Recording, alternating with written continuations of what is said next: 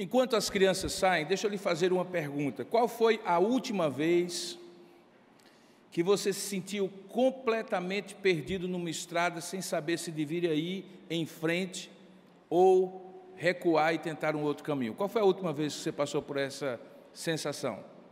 Hoje? Ontem? Há muito tempo?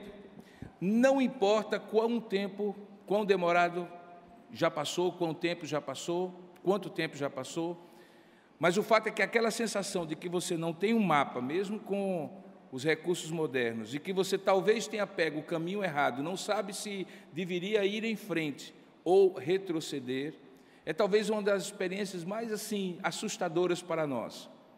Principalmente se você estiver ao lado, no carro, por exemplo, pessoas que dependem de você. Se você estiver dirigindo e houver pessoas ali que de repente perguntam ou dizem: estamos perdidos, né, papai?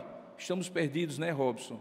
E aí você fica entre aquela sensação de reconhecer que você está perdido, não sabe se vai em frente, se volta, e consequentemente passar a vergonha de reconhecer isso, ou então simplesmente fazer de conta que não está perdido, eu apenas me atrapalhei um pouco e na próxima ocasião eu vou corrigir o rumo. Na vida a gente frequentemente tem essa sensação. Frequentemente a gente não sabe se vai em frente, se recua. Se a gente fez uma boa opção de decidir ir numa direção e não noutra. Isso não é privilégio, queridos, de pessoas que espiritualmente ou na própria vida não são experientes. Eu tenho conversado com pessoas mais velhas do que eu, que em algum momento também perguntam: pastor, o que é que o senhor acha? Eu devo ir em frente? Ou talvez toda circunstância está dizendo que é melhor recuar.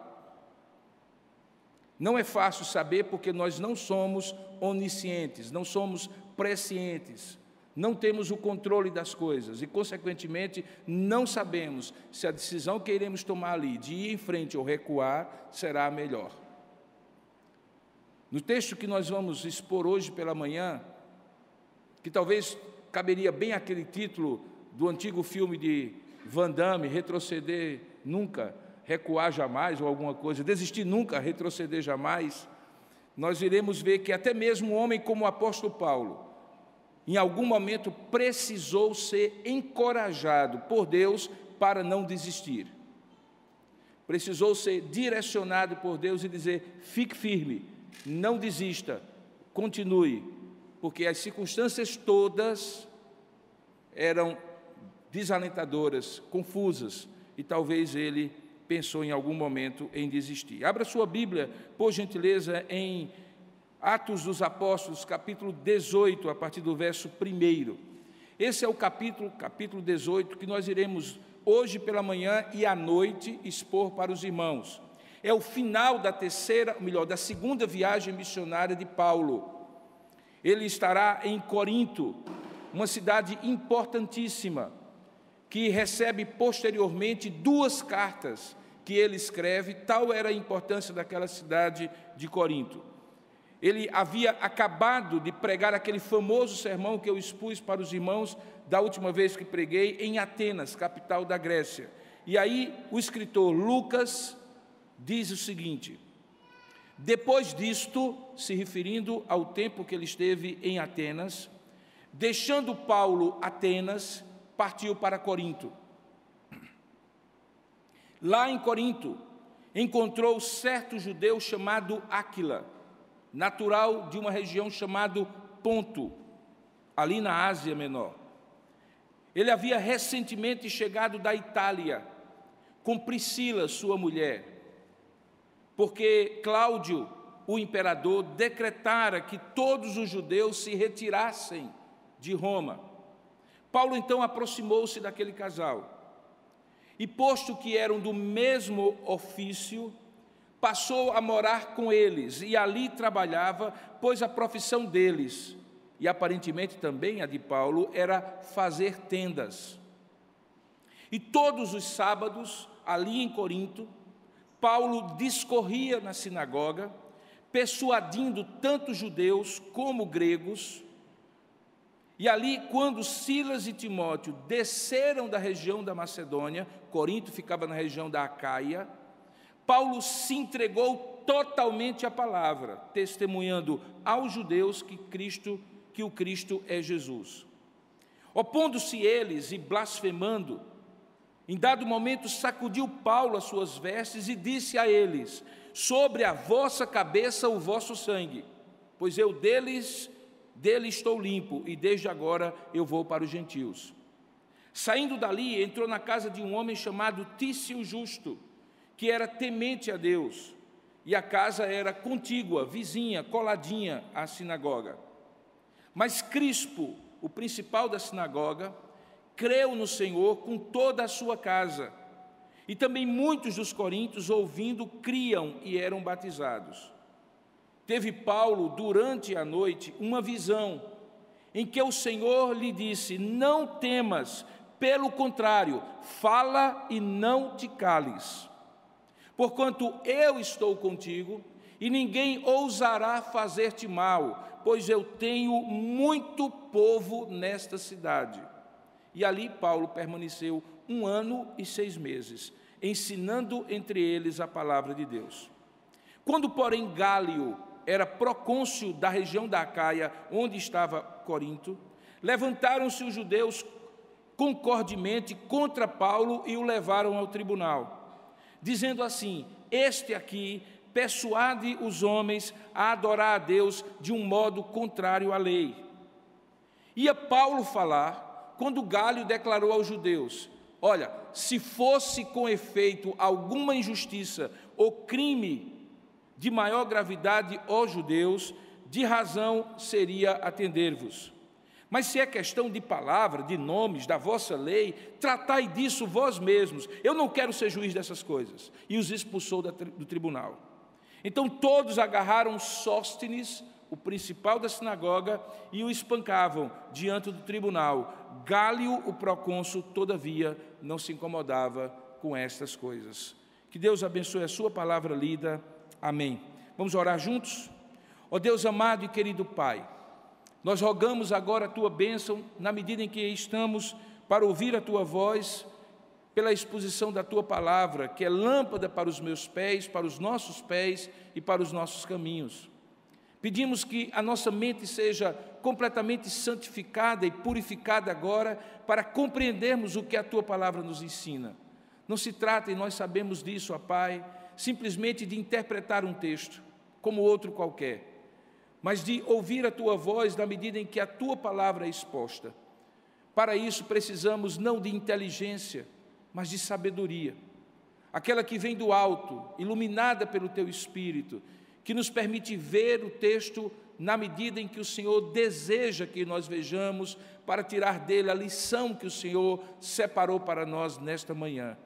Portanto, ó Deus, abre o nosso entendimento, ilumina a nossa mente, fala conosco, é o que nós oramos em nome e para a glória de Jesus. Amém. Corinto, naquela época, era uma cidade de 200 mil habitantes. Não era das maiores cidades, mas era das mais importantes. Porque ainda hoje, nas ruínas que você consegue ver quando vai à região da Acaia, você percebe que ela está exatamente no lugar que é estratégico para a transmissão e a passagem de navios, de bens e de serviços, desde aquela época de Paulo. Ela fica exatamente ali, numa ponta da península do Peloponeso, separando uma parte que é a maior dela, que é a região grande da Acaia, que depois, um pouco acima, vai estar na Macedônia, daquela partezinha final, e ali, passando entre uma e outra, existe ainda hoje o canal de Corinto, uma das ligações mais importantes, ainda hoje, para a passagem de navios e de tráfego de comércio e de serviços e assim por diante. Paulo sabia disso, e como ele havia feito em outros momentos, aquela cidade era estratégica para alcançar com o Evangelho, mas não apenas pelo seu aspecto comercial, mas também pela sua condição espiritual. Em Corinto havia um dos maiores templos à deusa Afrodite, Diana, a deusa do amor. Aquele templo tinha, segundo alguns comentaristas, mais de 1000 prostitutas cultuais, porque parte do culto de Afrodite era através de relações sexuais, supostamente em adoração àquela deusa, que era considerada a deusa da fertilidade. Por conta das condições espirituais e da estratégica posição dela, Corinto se tornou uma das cidades mais importantes para o ministério de Paulo. Ali ele passa, como você viu no texto, 1 ano e 6 meses. O segundo período mais longo que se registra na palavra de Deus que o apóstolo passou numa cidade, sendo superado apenas e tão somente pelo tempo que ele passou em Éfeso. Corinto, portanto, é um lugar onde a gente compreende em muito a mente do apóstolo, nesse finalzinho da sua segunda viagem missionária, que, como você deve recordar, tinha iniciado para ser uma viagem de confirmação dos irmãos na região da Galácia do Sul, na cidade de Antioquia da Pisídia, Icônio, Listra e Derbe, na parte meridional do que hoje é a Turquia. Aquelas primeiras igrejas foram as primeiras a serem revisitadas pelo apóstolo e confirmadas a fé, mas em dado momento, e você recorda, Paulo desejou expandir o seu ministério, chegou a ser impedido pelo Espírito, inclusive para ir nessa região de Ponto, de onde veio esse casal, que nós vamos falar daqui a pouco sobre ele. Em dado momento, você recorda-se, na cidade de Troade, ele recebe, isso ainda na Ásia Menor, na atual Turquia, uma visão de um macedônio vestido com vestes características à noite, dizendo assim: passa a Macedônia e ajuda-nos. Ele atravessa o mar Egeu e chega do outro lado, onde hoje é a Grécia. Começa ali por Filipos, onde é plantada a primeira igreja cristã na Europa, na casa de uma mulher chamada Lídia, uma comerciante de púrpura. Duas outras grandes conversões são dramáticas naquela cidade, a do carcereiro de Filipos e de uma jovem adivinhadora, e ali surge a primeira igreja. Uma vez tendo entrado na Grécia e aberto a grande porta do Evangelho para o continente europeu, Paulo vai sistematicamente expandindo o seu campo de atuação. Planta uma igreja em Tessalônica. De Tessalônica deixa ali Silas e Timóteo, seus companheiros, e vai para Atenas. E em Atenas ele prega o seu famoso sermão. Agora, tendo deixado Atenas e descendo para a região mais na ponta da Grécia, na chamada região do Peloponeso, Paulo é recebido e se junta a esses dois irmãos, Silas e Timóteo, que a essa altura, como diz o verso 5, tinham descido da Macedônia. Agora a equipe estava completa, Paulo, Silas e Timóteo. E na cidade de Corinto, ele encontra outros com os quais ele não tinha tido ainda nenhum encontro. Eles são apresentados no versículo 2. É um casal, Áquila e Priscila. Eles vêm de uma região do Ponto, onde já havia judeus naquela época, tanto é que em Atos capítulo 2, no dia de Pentecostes, a região de Ponto é citada como uma daquelas regiões de onde tinha vindo homens judeus para adorar no dia de Pentecostes, quando o Espírito Santo desce sobre a igreja. Mas eles, dessa ocasião, não estavam vindo do Ponto, na Ásia, mas de Roma, porque no ano 49, depois de Cristo, melhor dizendo, o imperador Cláudio decretou, e isso é registrado por um historiador chamado Suetônio, que todos os judeus e cristãos deveriam sair de Roma, porque em grande parte eram vistos tanto judeus como cristãos, muitas vezes confundidos um com o outro, como arruaceiros que pregavam uma mensagem que eventualmente solapava os fundamentos daquela verdadeira visão politeísta que os romanos tinham, em que o imperador era o principal Deus, tanto é que ele recebia adoração como tal, e a ele era dado a expressão que César é o Senhor, César é o Kyrios, coisa que confrontava com a afirmativa dos cristãos que diziam que Cristo é o Senhor. Desse modo, Áquila e Priscila fogem ou saem de Roma, e aqui os comentaristas, em grande parte, são unânimes em dizer, já saem como cristãos, e a razão disso é que quando Paulo escreve a carta dele aos Coríntios, ele não cita Áquila e Priscila como frutos do seu ministério. Agora ele os encontra na cidade de Corinto. E diz o texto que naquela ocasião, sozinho, certamente com uma limitação de recursos, Paulo entra em contato com eles, vai morar de favor na casa deles, e então entende e percebe que a mesma profissão ou ofício que eles tinham, que era de serem artesãos de tendas de couro, muito comuns na época, em que não havia estalagem, hospedagem, hotéis nem pousadas, e as pessoas tinham que carregar literalmente nas costas a sua tenda para que à noite, no caminho, pudessem armá-la e dormir até o outro dia, continuando a caminhada. Ele descobre então que tinha com eles, com aquele casal, isto em comunhão. E resolve então, para sustentar-se, enquanto provavelmente Silas e Timóteo desciam de Tessalônica com algum tipo de sustento que aquela igreja lhes havia dado, para compartilhar com o apóstolo. Diz o texto, no verso 3, que eles eram do mesmo ofício, que é muito comum entre judeus. Você lembra que Jesus era carpinteiro, assim como José. Você lembra que Tiago e João eram pescadores, porque eram filhos de um pescador chamado Zebedeu. Era comum naquela época que pais passassem ofícios aos filhos. Provavelmente Paulo havia aprendido o ofício de construir, de montar, de fazer tendas a partir de couros de animais. Mas enquanto ele estava nessa situação, precisando comer a partir do seu próprio trabalho, como qualquer outra pessoa, no entanto, Paulo não deixava de ter a visão da sua missão. E aqui talvez, irmãos, haja a primeira lição desse texto. É que a nossa missão frequentemente independe das circunstâncias favoráveis que nós tenhamos para cumprir, e frequentemente se utilizará dos meios disponíveis para que nós possamos fazer a missão. Não existe uma situação ideal em que alguém, com as condições perfeitas de temperatura e pressão atmosférica, resolve ser missionário. Na verdade, aqui a gente tem uma lição muito importante, que é a lição de que ser missionário não é incompatível com você ter um ofício normal e tranquilo em relação ao seu sustento.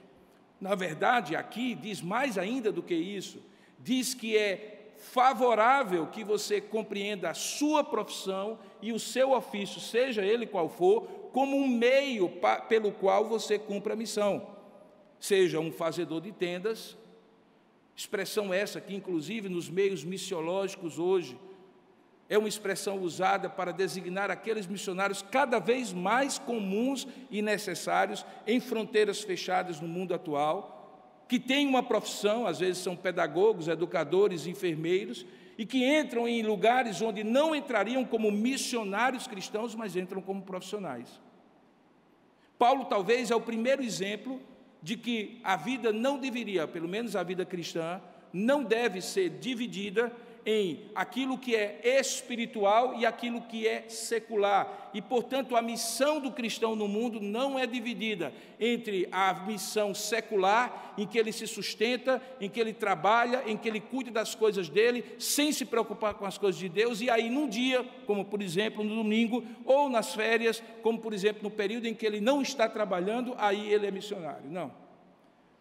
Talvez o primeiro princípio que esse texto nos ensina é que frequentemente Deus usa a nossa profissão e às vezes as circunstâncias que aparentemente são desfavoráveis, porque não temos o sustento como Paulo não tinha, para que possamos ser usados por Deus.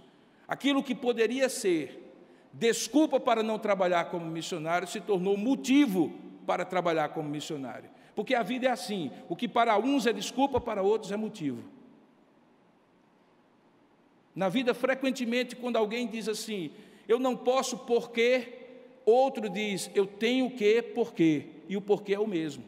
Me recordo, por exemplo, de uma história que ouvi e aprendi há muito tempo, talvez tenha contado aqui já, de duas mulheres, mães solteiras, com 3 filhos, cada uma delas, morando ambas num barraco ao lado uma da outra. Quando, dado momento, vendo a situação precária dos filhos, tanto uma como a outra, se deparam com o mesmo panfleto que estava sendo distribuído naquela comunidade, de pessoas muito carentes. E o panfleto dizia assim: precisa de pessoa para trabalhar. E tinha toda uma descrição sobre aquilo que era o trabalho. E era um trabalho que exigiria 2 expedientes, sair muito cedo de casa, voltar muito tarde. O salário não era muita coisa, mas para aquelas 2 senhoras certamente era algo muito que faria uma diferença. E então uma pegou aquele folheto, olhou para os 3 filhos pequenos e disse assim: eu não posso, porque eu tenho meus filhos para criar. A outra pegou o mesmo folheto e disse: eu tenho que ir, porque eu tenho meus filhos para criar. Paulo disse: eu não tenho dinheiro aqui em Corinto, tenho que construir tendas, vou viver e morar por um tempo de favor com esses irmãos queridos, Áquila e Priscila, que pelas circunstâncias da soberana vontade de Deus tinham sido expulsos de Roma. E eu posso hoje olhar que foram expulsos, assim como outros cristãos. A expulsão foi de todos, ou foi para todos, mas Áquila e Priscila entenderam como uma missão, tanto é que eles são considerados como os verdadeiros fundadores da igreja de Éfeso. Isso em capítulos posteriores eu vou expor para os irmãos. Naquele momento, Paulo não usou a situação desfavorável como desculpa, ele usou a situação desfavorável como motivo. E aí, quando ele usa a situação favorável como motivo, Deus abençoa. Tanto é que diz o texto que, no verso 4, todos os sábados ele discorria na sinagoga, portanto, a situação em que ele precisava trabalhar mais não o tirava da devoção a Deus, pelo contrário, ele tinha uma vida do ponto de vista integral equilibrada, tempo para trabalhar, tempo para fazer as coisas e tempo para Deus. E a sua missão como judeu, mas um judeu que era convertido ao cristianismo, era persuadir tanto judeus como gregos. Essa expressão gregos significa pessoas que não eram judias de origem, mas eventualmente, mesmo falando grego, por isso recebeu o nome de grego, eram interessados no evangelho, ou melhor, na doutrina judaica, e por isso frequentavam a sinagoga. Quando então as circunstâncias mudaram, Silas e Timóteo, veja aí no verso 5, desceram da Macedônia, e aí há uma expressão muito interessante: Paulo se entregou totalmente à palavra, testemunhando aos judeus que o Cristo é Jesus. Essa expressão que Paulo se entregou totalmente à palavra é a tradução de uma expressão em grego que traz a ideia de se jogar. O verbo é lambanô, ele se jogou completamente, ou seja, se entregou de corpo e alma, junto com um advérbio que é totalmente aqui, mas que lá é a palavra adjetivo, o adjetivo holos, de onde vem a ideia holística, integral, ou seja, ele deixou de ser alguém que parcialmente, somente no sábado, pregava na sinagoga, para se tornar um missionário de tempo integral. Não somente no sábado, mas em qualquer momento que ele pudesse testemunhar aos judeus que o Cristo é Jesus. E veja a diferença dos 2 advérbios que estão aqui, dos 2 particípios em grego que aqui estão no gerúndio. Veja o verso 4, qual era a obra de Paulo quando ele tinha tempo parcial. Ele aproveitava os sábados para persuadir tanto judeus como gregos. A palavra aqui é a palavra dialogomai, de diálogo. Ele conversava durante o tempo e pregava e proclamava. Mas quando chega no verso 5, quando ele está em tempo integral, significa dizer que de segunda a segunda, ele não apenas dialogava de maneira estrita na sinagoga, restrita àquele tempo e àquela hora e àquele lugar, mas ele em qualquer tempo testemunhava. E como eu tenho falado antes, várias vezes, quando Deus diz: e sereis minhas testemunhas, tanto em Jerusalém como em toda a Judéia, Samaria até os confins da terra, Atos 1:8, como algo decorrente do fato do Espírito Santo ser derramado sobre nós, o que Ele espera de nós é que você, como uma boa testemunha, simplesmente conte o que você viu e o que você ouviu de Deus. E não precisa muita coisa para você contar. A gente conta como era o prato do restaurante que a gente comeu da última vez que a gente foi em determinado lugar. A gente conta o filme, a gente faz até spoiler para os amigos, dá até detalhes. A gente conta como encontrou uma pessoa no caminho, a gente conta como foi a aula que o outro perdeu, a gente conta absolutamente tudo. Contar aquilo que a gente vê e que a gente ouve é testemunhar. O que Paulo fazia era, no dia a dia, ele testemunhava. Isso nos dá a segunda lição desse texto. que é a lição de que, além de, independentemente das circunstâncias serem favoráveis ou não, a nossa profissão, a nossa ocupação na vida deve ser instrumento para cumprir uma missão, independentemente das circunstâncias. Todo tempo e todo lugar nós deveríamos e devemos testemunhar.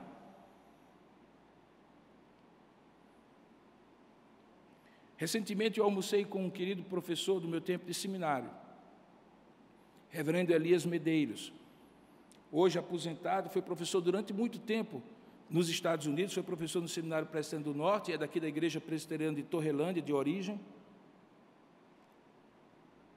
E ele tem uma expressão, ele dedicou grande parte do seu trabalho acadêmico, mesmo sendo missionário de campo, ele foi missionário na Transamazônica, na época da abertura da Transamazônica. Ele tem uma expressão muito interessante, ele disse assim: quando Deus nos envia para pregar o Evangelho até os confins da terra para nós deveriam ser do outro lado do mundo, mas também do outro lado da rua.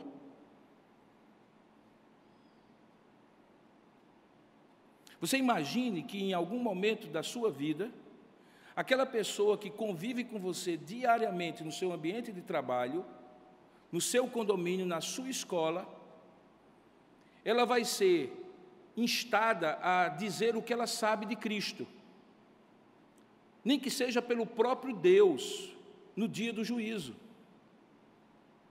E por que ela não creu? Se ela não tiver crido, porque apesar de você e eu termos testemunhado e ela ter rejeitado o Senhor, é uma coisa. Mas se ela disser assim, eu não criei porque eu nunca ouvi falar, existe um responsável por isso. E o responsável não é o alemão, o americano ou o japonês que está do outro lado do mundo. É o crente que está do outro lado da rua. Ou que mora no apartamento vizinho, ou que senta ao lado na mesma carteira da escola, ou que trabalha na mesma sala do outro. Este é um princípio que um pouquinho mais na frente, Paulo vai evocar e que se baseia em Ezequiel capítulo 33, o famoso capítulo da atalaia. Lembre que lá na frente, depois deles se oporem, veja aí no verso 6, ele testemunhava aos judeus que o Cristo é Jesus, mas o verso 6 diz que, opondo-se eles ao que Paulo pregava e blasfemando contra Deus, veja o que é que Paulo faz. Ele sacode o pó das suas vestes, possivelmente porque a sandália estava do lado de fora da sinagoga, porque se ele tivesse de sandália, o que Jesus tinha mandado era bater o pó dos pés, significando, olha, estive aqui, entrei, preguei, vocês rejeitaram, vai ficar só o pó, porque eu vou pregar para outros. Essa tinha sido uma orientação de Jesus para os seus discípulos quando enviou os 70. Paulo sacode as vestes, o manto provavelmente que tinha sobre a sua roupa, bate o pó dizendo assim, olha o que ele diz, sobre a vossa cabeça. Ele estava se referindo aos que frequentavam a sinagoga, aos judeus. Eu estou pregando para vocês. Agora, sobre a vossa cabeça está o vosso sangue, porque eu dele estou limpo. E desde agora eu vou para os gentios. Paulo estava fazendo aquilo que no capítulo 33 de Ezequiel era responsabilidade do atalaia. O que era um atalaia? Era um vigilante que ficava num posto avançado nas cidades antigas e que tinha uma grande responsabilidade. Ele era o primeiro a ver o inimigo que estava vindo. E se ele estivesse dormindo e o inimigo tomasse a cidade, a responsabilidade de cada vida dentro daquela cidade era dele. Agora, se ele anunciasse e as pessoas continuassem dormindo, não dando a atenção devida ao aviso dele, ele estava limpo do sangue dessas pessoas, porque ele havia feito a sua missão, cumprido a sua tarefa. Os outros é que tinham rejeitado. O que Paulo está dizendo aqui, irmãos, é algo muito sério. Algo muito sério. Nós não temos responsabilidades apenas por nós. Nós temos responsabilidade por nós, baseado naquilo que nós sabemos e podemos fazer, e que é a responsabilidade individual, que Paulo inclusive instrui, dizendo assim, cada um de vós dará conta de si mesmo a Deus. Mas não para aí. Eu também tenho que ter responsabilidade sobre aqueles que dependem de mim de alguma forma. Nenhum pai aqui é considerado um bom pai se comer o pão da preguiça e não sustentar a sua casa, a sua família. Daí porque o desemprego para o homem é tão devastador, porque a gente sente a responsabilidade de que aquela pessoa, mesmo em tempos modernos, quando a esposa também contribui, que aquela responsabilidade é nossa. Nenhum capitão dorme no comando de um navio. Porque se houver um acidente, a primeira coisa que se pergunta ao capitão é: o senhor estava no comando ou o senhor estava dormindo na cabine?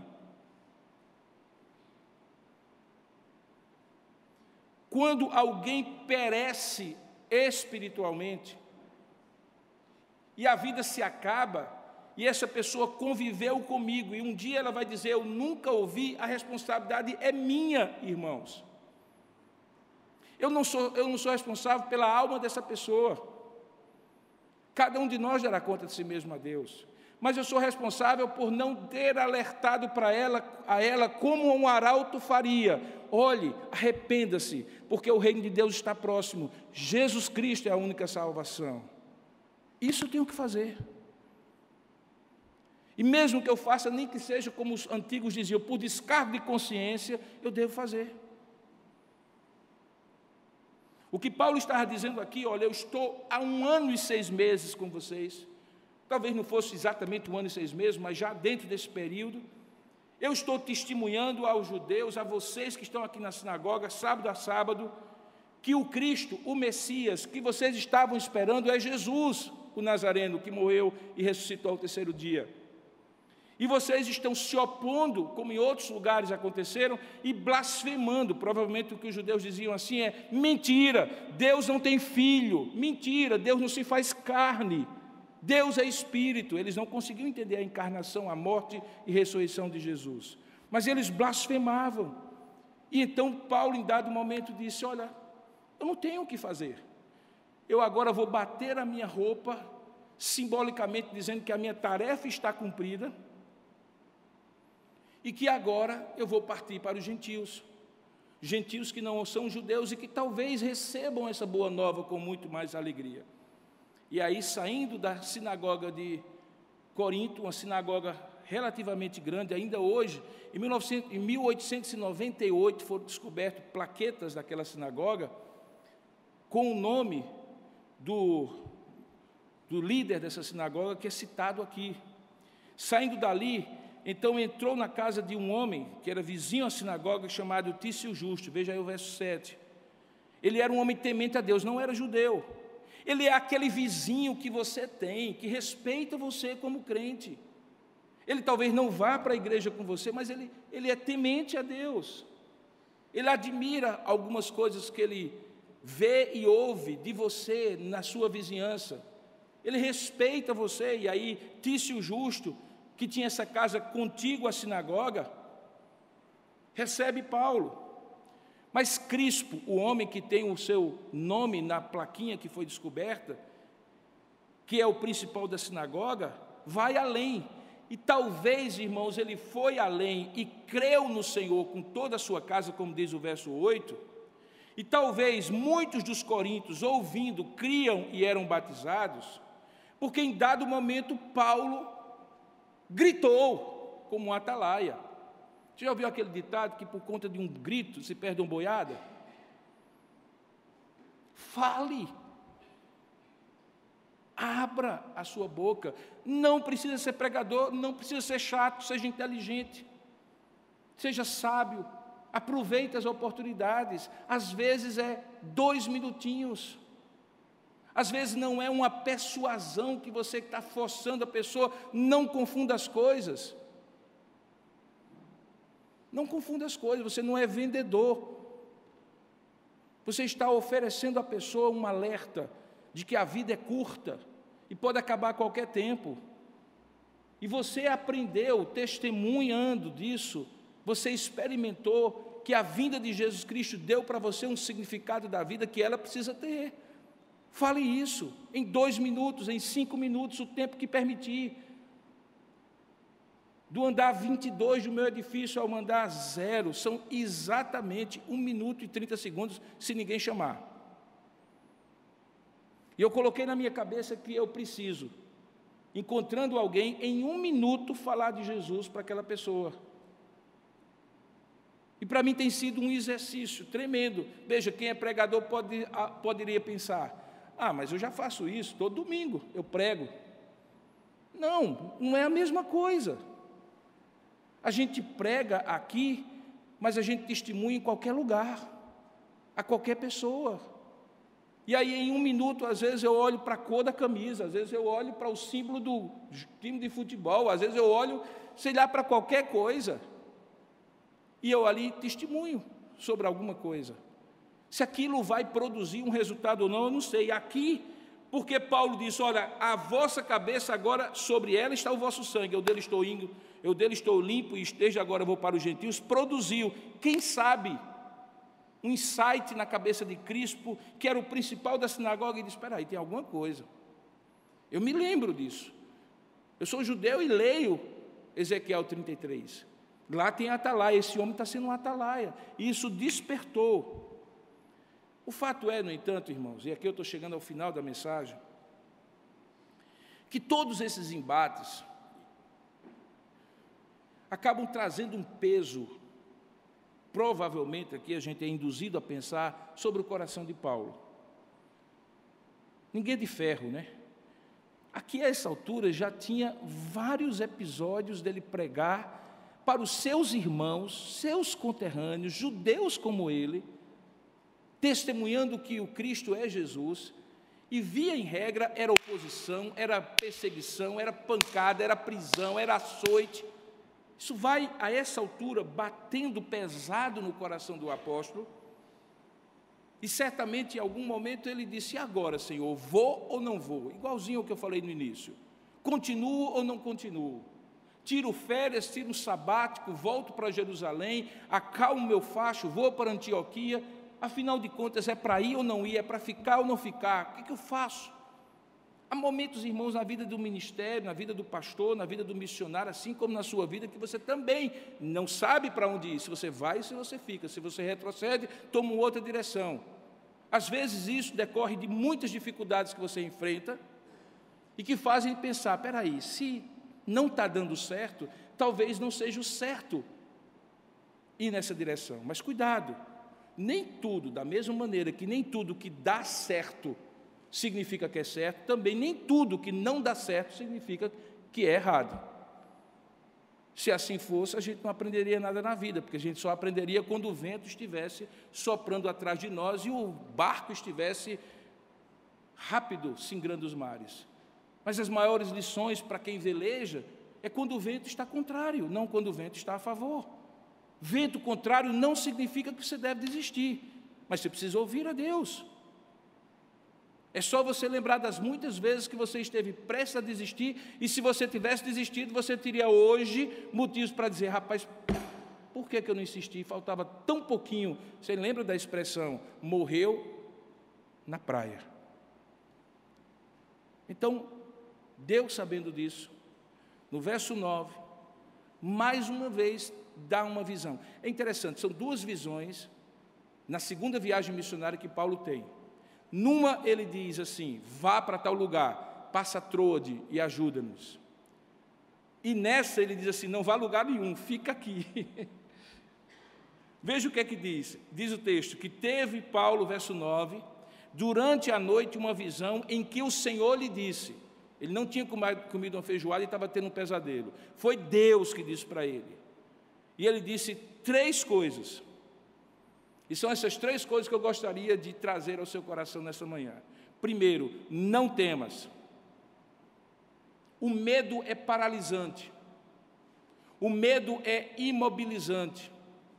Via em regra, o medo nos tira toda a possibilidade do sucesso.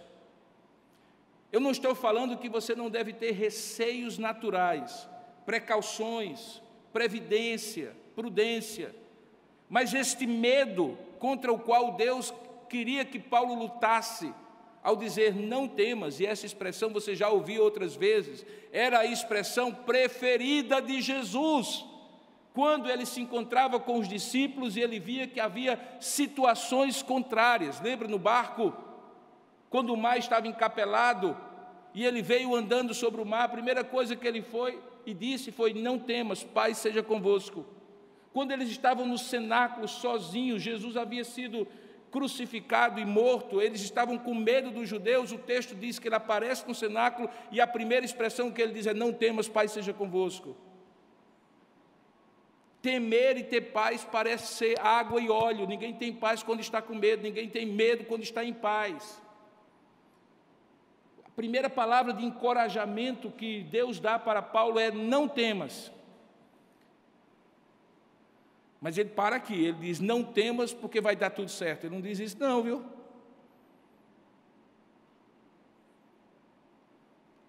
Ele não diz isso não.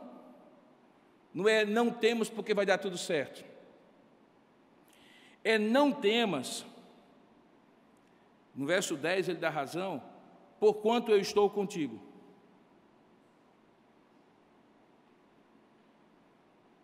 A razão para não temer é porque Deus está conosco. O apóstolo Paulo, em outro texto, futuramente, ele iria dizer assim: quer vivamos ou quer morramos, somos do Senhor.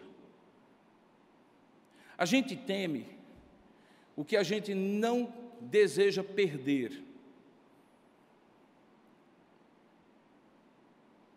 Quando um time precisa fazer 3 gols no outro para reverter um placar, e ele leva 1, ele substitui os 2 zagueiros, ele tira o volante, ele coloca atacantes, e normalmente a expressão no futebol é: perdido por 1, perdido por 1000, porque já não vai ter motivo de se defender, tem que atacar para reverter. O que Paulo está dizendo é: se você não tem o que perder, você não tem o que temer. E o que Paulo tinha a perder? Nada.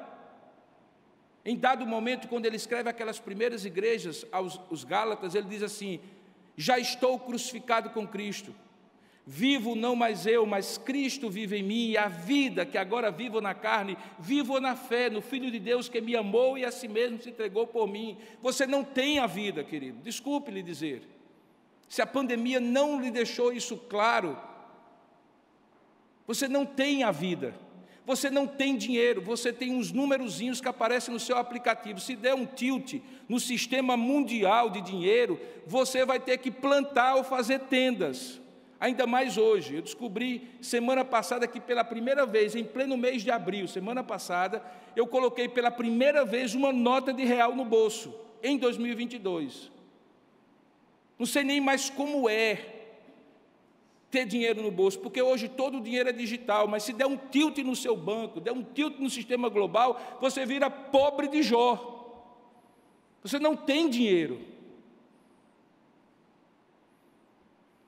Você tem saúde,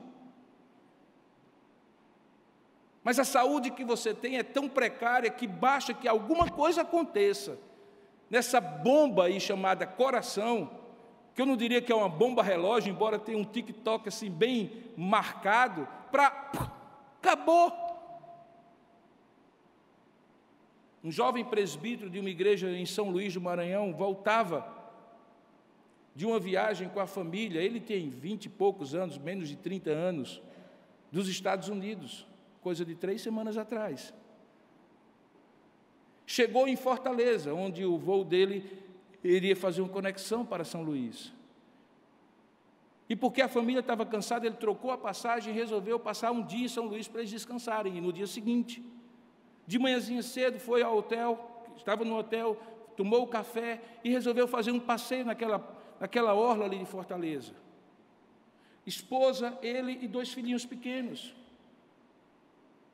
Queriam atravessar a rua, o sinal estava vermelho. Ele ficou esperando. Quando o sinal abriu, a esposa foi na frente e sentiu um peso. Ele tinha caído. Um coágulo, possivelmente da viagem longa que ele tinha feito, tinha subido para o cérebro e pá! Quem garante que isso não pode acontecer agora comigo que estou pregando essa palavra, ou com você que está me ouvindo? Vida, saúde você não tem. Se você não tem, você não pode perder. Se você não pode perder, não precisa temer. porque a minha vida e a sua estão nas mãos de Deus cada segundo da nossa existência. Dinheiro, a mesma coisa. Pessoas nós temos e não podemos perder apenas porque elas deixarão de existir, mas porque elas poderão deixar de nos amar. Quantos casamentos são desfeitos anos depois, 40, 50 anos, eu já tenho visto isso. A pessoa olha para o outro e diz, não amo mais, estou indo embora.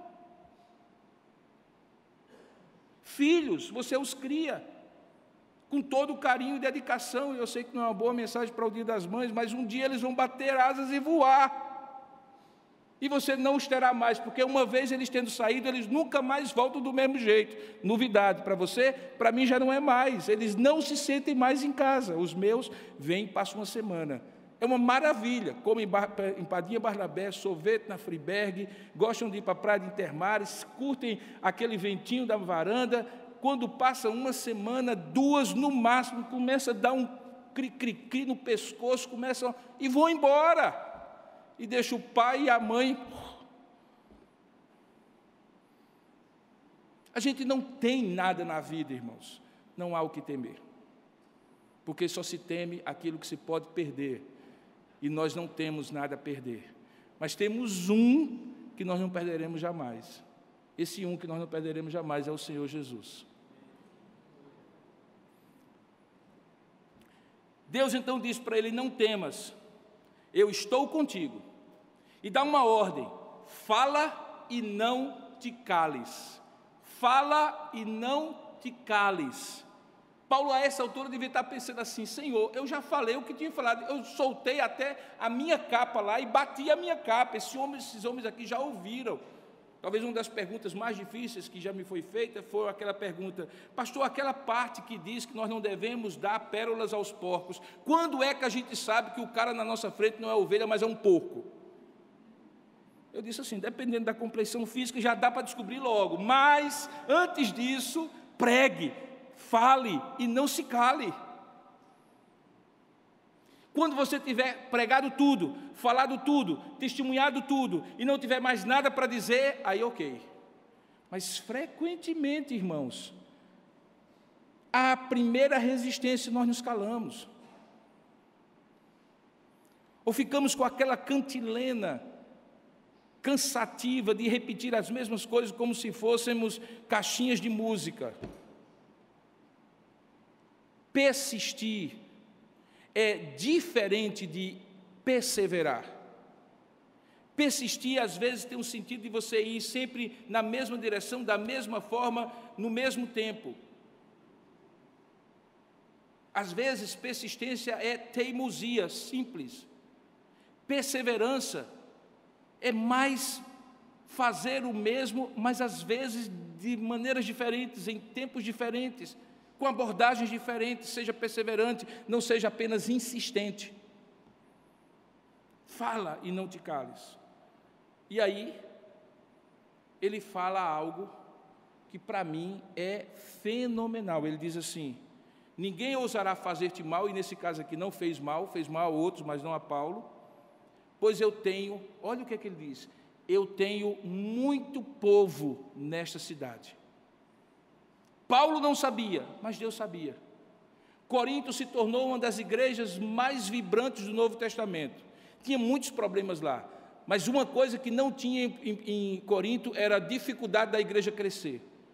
A igreja cresceu muito, se tornou muito importante, porque havia muito povo naquela cidade. Deus sabia, Paulo não. E quando Deus sabe alguma coisa e você não sabe, é bom você aprender com quem sabe. Deus disse, eu tenho muito povo nessa cidade. Fale, não te cales. Ele falou e não se calou. E aí é quando o texto diz que ele passou 1 ano e 6 meses naquela cidade. Isso era uma eternidade para um sujeito como Paulo, irmãos. Era um ministério de 25 anos para um pastor moderno. Ele ficou ali 1 ano e 6 meses ensinando entre eles a palavra de Deus. Essa última lição dessas 3 é justamente esta. Quando você não souber se vai à frente ou se recua, ouça, procure ouvir a voz de Deus. O encorajamento do Senhor não estará nas circunstâncias, estará no propósito que Deus tem na sua vida. Parte desse propósito tem a ver em retirar o seu medo para você enfrentar os seus desafios. Parte desse propósito tem em antecipar para você qual é o propósito que Ele tem em você permanecer ali. Eu gosto muito, irmãos, de uma ideia, e eu estou terminando dizendo o seguinte: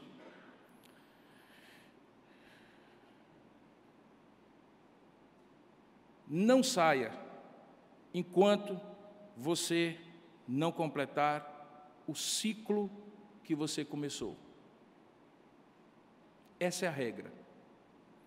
Se Deus tem um outro propósito que vai se tornar a exceção, Ele vai falar para você. Mas, na regra, termine o que você começou. Feche o ciclo que você iniciou. Isso é fundamental. Porque o arrependimento de você ter deixado uma coisa pela metade é muito mais doloroso do que você ter que enfrentar todas as outras para completar aquilo que você começou. A experiência da vida mostra que você se arrepende com muito mais dor daquilo que você poderia ter feito e não fez, do que daquilo que você não fez, sem nunca ter iniciado. Eu poderia ter. Não, mas se você começou, a tendência sua é fechar o ciclo daquilo que você começou. Eu não sei como a palavra de Deus chega ao seu coração nessa manhã. Talvez um dos grandes desafios para quem está fazendo uma exposição, um capítulo sobre hoje, página sobre texto, é tentar compreender que essa palavra que para inúmeras pessoas, em vários lugares e situações diferentes, teve uma aplicação. O texto é o mesmo, a interpretação é a mesma, mas a aplicação para cada um tenha uma aplicação específica para cada um de vocês. Mas eu creio que o Espírito Santo, que foi quem inspirou, em algum momento dessa mensagem, bateu pesado no seu coração, dizendo certas coisas que você precisa ouvir. Por isso que pregação não é dar aula, não é dar uma palestra, é algo absolutamente sobrenatural. Você fala aquilo que Deus falou no seu coração, e Deus fala ao coração dos outros aquilo que eles precisam ouvir. Agora, se você ouviu, em dado momento, eu lhe peço, não enterre, esqueça, não releve, não fuja do que Deus falou ao seu coração. Vamos orar juntos? Ó Deus amado e querido Pai, aplica a Tua palavra ao nosso coração conforme a necessidade de cada um de nós que está aqui. Não sabemos exatamente o que significa esta palavra para cada um de nós, não no sentido do que o texto diz, mas do que o Teu Espírito aplicará a cada um de nós. Mas cumpre a palavra que o Senhor designou para cada um de nós nesta noite, nesta manhã. Fala isso, Senhor, convence, age, apesar da limitação de cada um de nós, a começar de mim, de compreender plenamente a Tua palavra. Dá-nos a Tua bênção em nome de Jesus. Amém.